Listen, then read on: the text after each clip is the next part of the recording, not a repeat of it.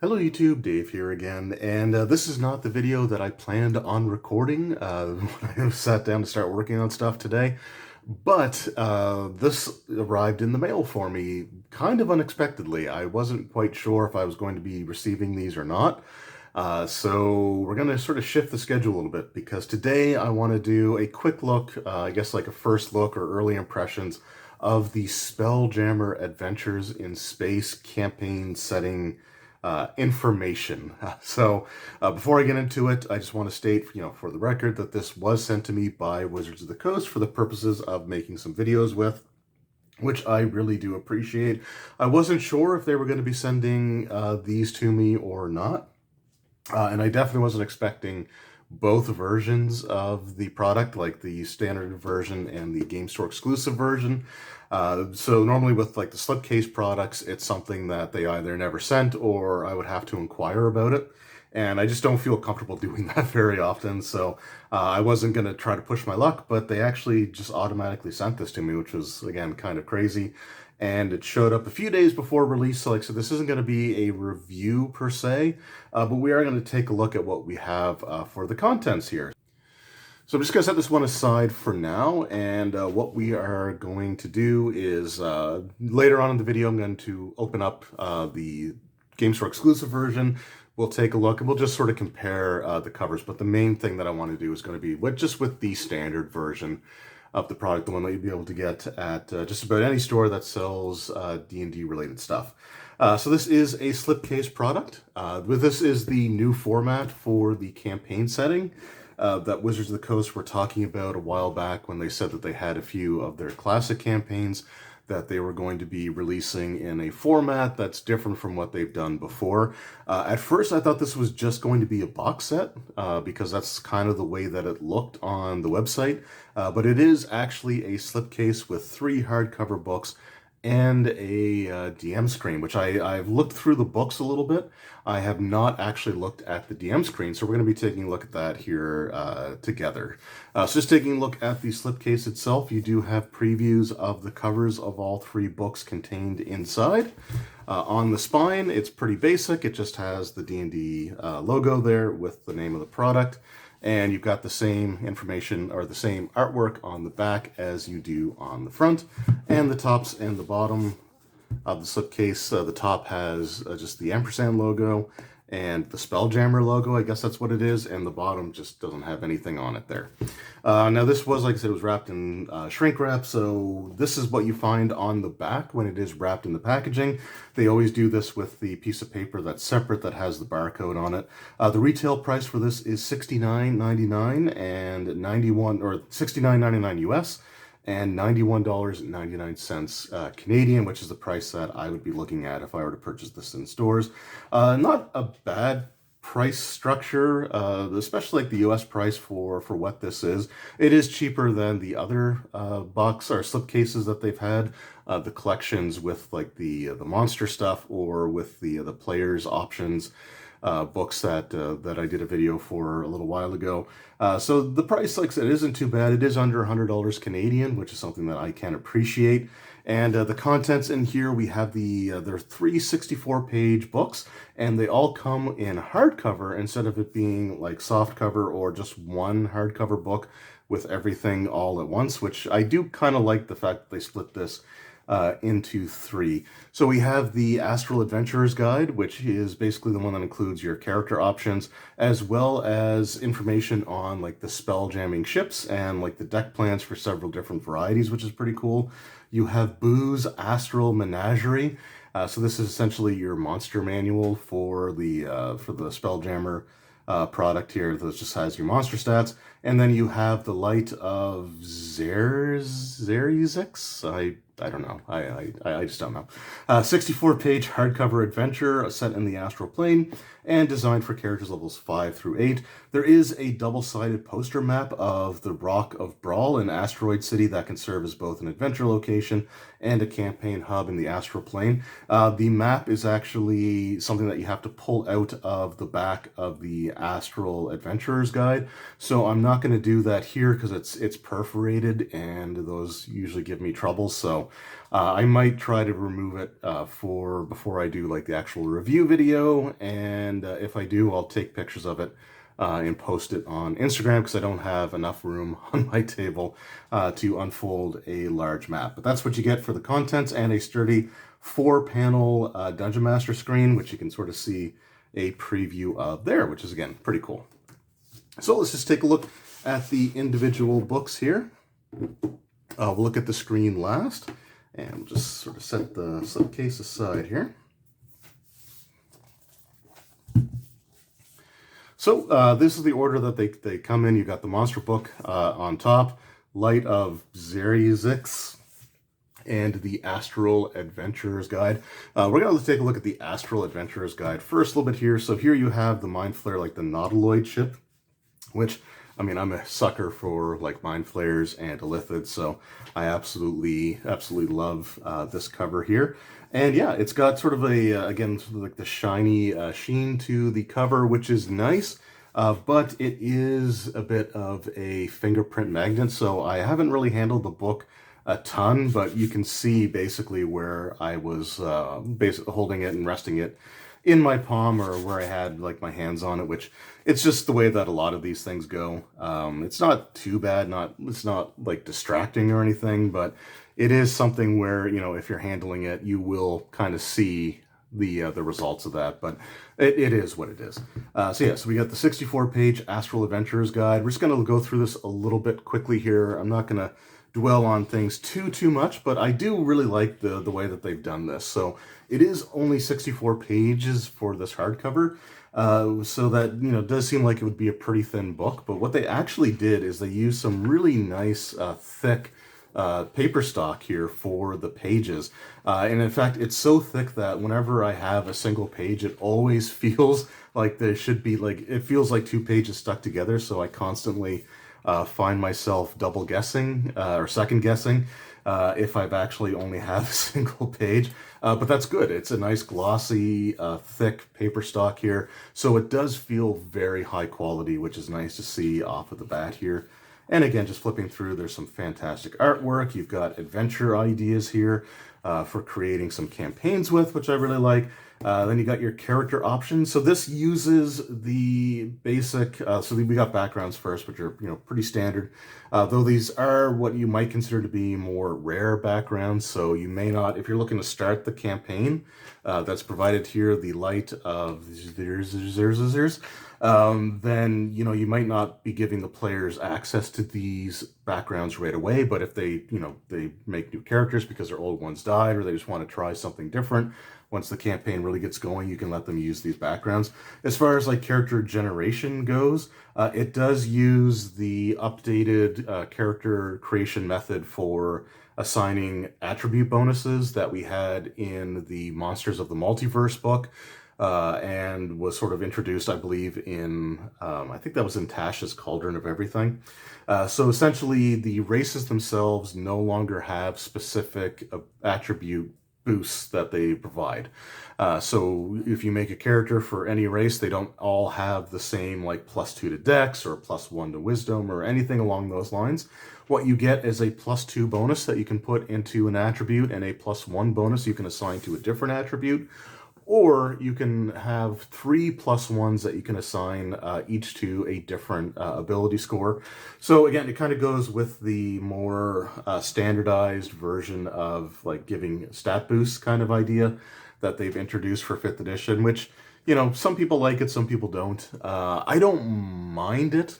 I still kind of wish that they would have had at least recommendations for, you know, kind of a standard thing. So you have, like when we get into the races here, we have the GIF, which are, you know, these large hippo, you know, people that have abilities that relate directly to like strength-based skills and like the powerful build, but they don't have any bonus to strength by default. So even if you give them a really poor strength because you give had like a wizard or something like that, they still have these abilities that take advantage of them being, you know, like this big, strong, burly race, even if the strength isn't that high, so it's something that I think is going to take a little getting used to for me.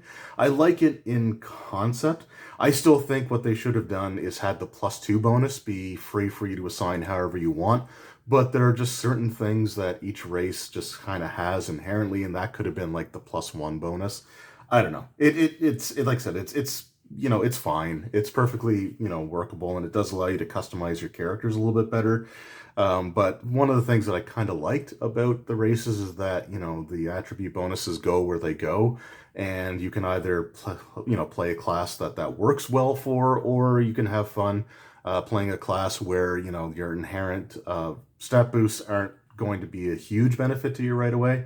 Again, I'm not going to dwell on it too much. It might be a subject for a video at some point in the future, but I don't want to get into like arguments or anything like that online. Either version works perfectly fine. So, I guess dialogue over. So yeah, here we have our new races. We have the Astral Elf, which is, they're kind of interesting. They do have like their astral trance ability. And one of the things that I kind of noticed with some of these newer races is that they just give them abilities that are kind of inherently better than just like standard player's handbook races, especially if there is like a player's handbook counterpart to what we have here.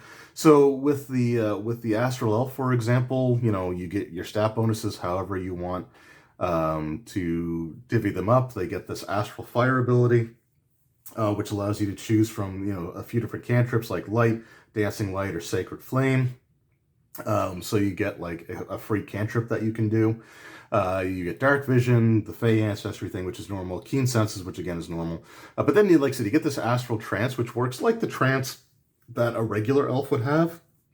However, when you finish the trance with the Astral Elf, you gain proficiency in one skill of your choice and with one weapon or tool of your choice selected from the player's handbook. You mystically acquire these proficiencies by drawing them from shared elven memory and the experiences of entities on the astral plane, and you retain them until you finish your next long rest. So if you're playing a Spelljammer game, I would say there's almost not as much point in playing a standard elf.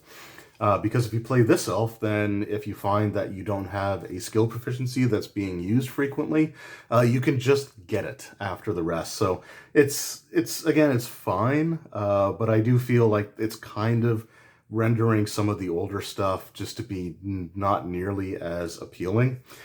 So giving them like a free cantrip and that ability and the ability to do this like teleportation effect that they can do as a bonus action. It's limited to a certain number of times per day, but it still feels like the Astral Elf is just better than the elf versions you get in the player's handbook.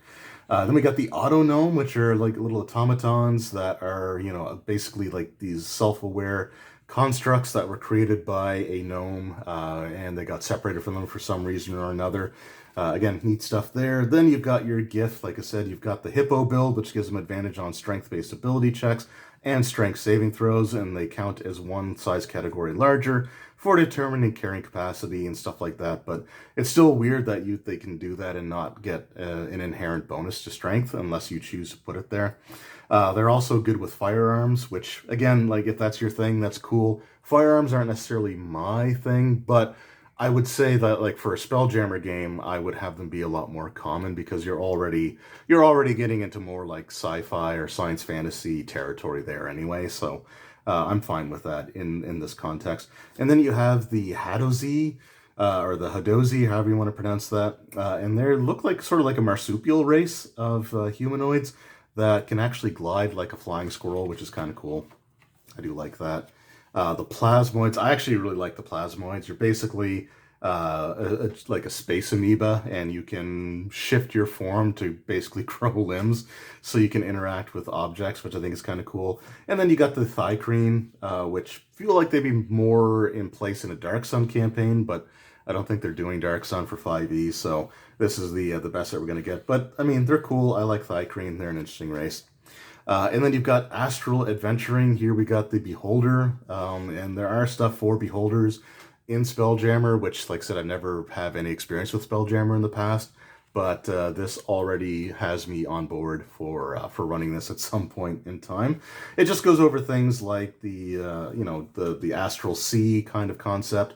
and how the ships will always have like these pocket of air that surround them, but the air actually does decrease in quality as time goes. So if they're gone extended trips through, some of the Astral Sea stuff, then you might eventually have to worry about running out of air.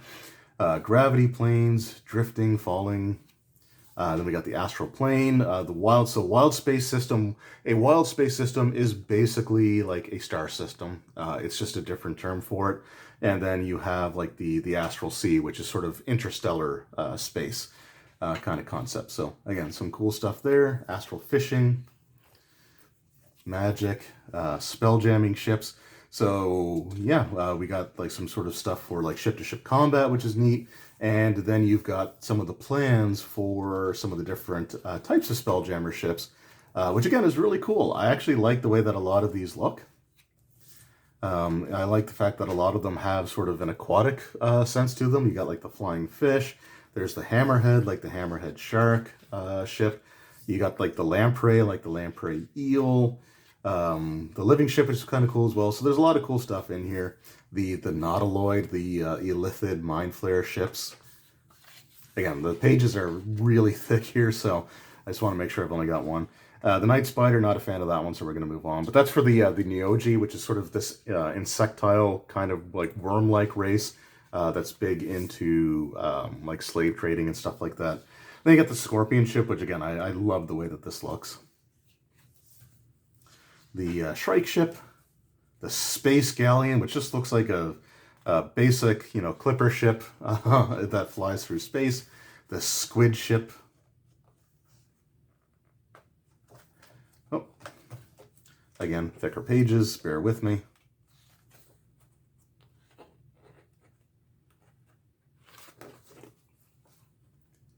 We got the star moth.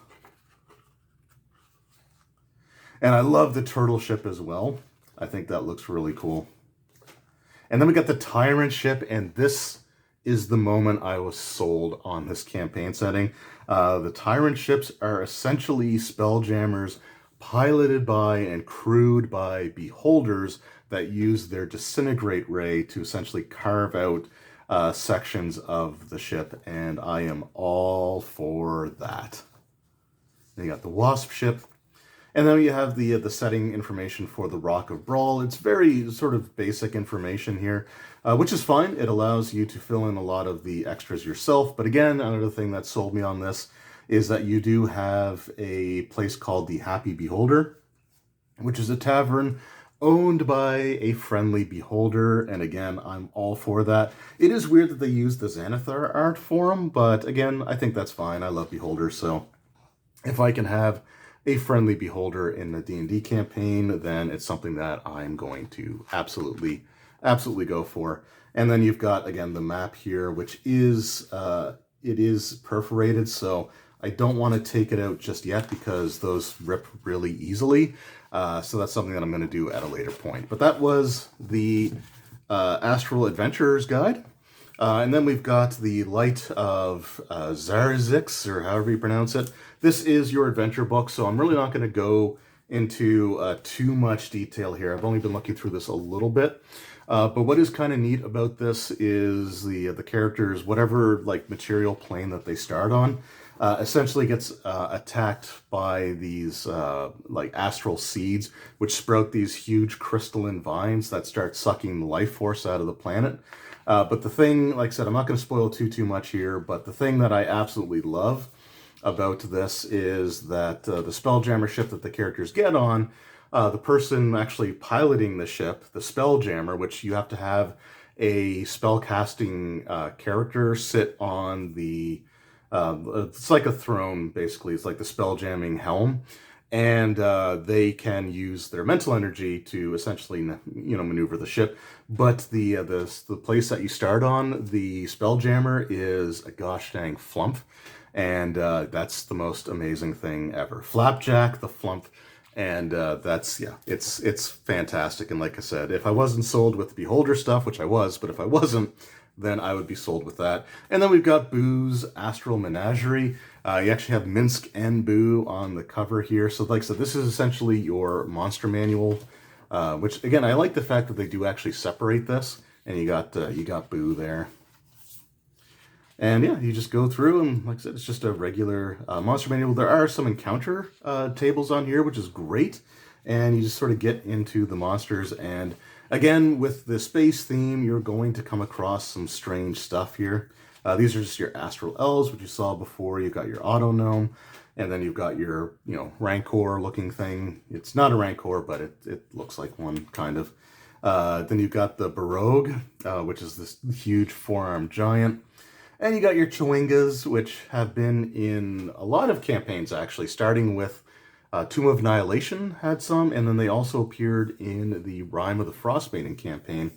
You got the Cosmic Horror, which I'm all for because, it's very Lovecraftian. And then you've got the Dwar, and they are essentially a sentient race of penguin people, and penguins are my wife's favorite animal, and so again, that's just fantastic. You got the aesthetic, and then you got the Eyemonger, which seems kind of Beholder-ish kind of thing. An anti-magic gullet instead of the anti-magic eye. It does look weird. I love it. I actually really like the artwork in a lot of this stuff as well. Then we got our Gith, the armored Gith, which kind of looked like the Spanish conquistadors. The Gith Yankee, which I kind of wish they played a larger role in the campaign.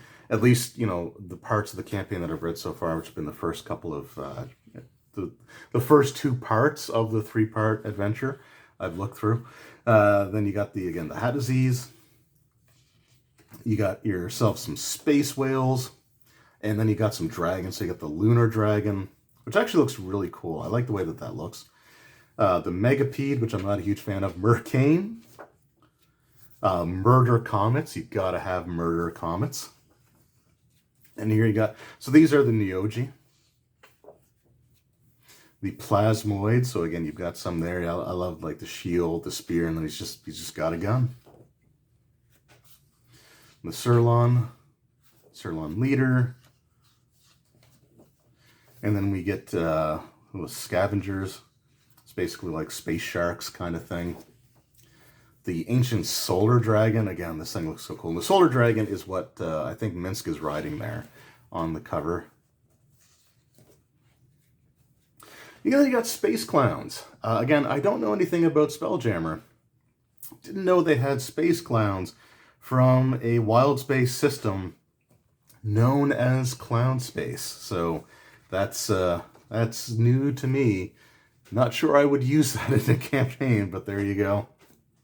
And then you've got your space hamsters and your giant space hamsters. And it does reference the miniature giant space hamster that is Boo. And their ability to use like telepathy and stuff like that. Again, cool stuff. Starlight Apparition. Then you got your Thigh-Creen. And then you get these Vampirets. So they are walking, talking husks of dead pirates who refuse to go quietly into the afterlife. So they're not quite vampires, although they do have several vampire abilities like Energy Drain. They also explode when they're reduced to 0 hit points. I haven't looked at these guys too much, but they do seem kind of interesting. And then you got the Zodar. So that's the monster section, the monster manual type of book there.